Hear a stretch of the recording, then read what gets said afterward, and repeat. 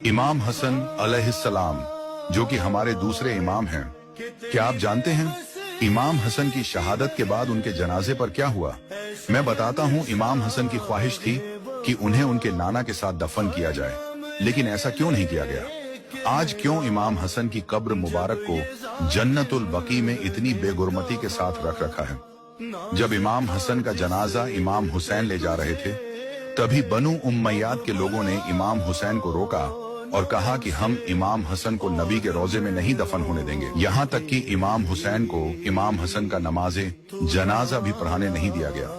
तभी मौला अब्बास ने तलवार निकाली और कहा, मैं देखता हूँ कौन मेरे भाई को उनके नाना के पास दफन होने से रोकता है।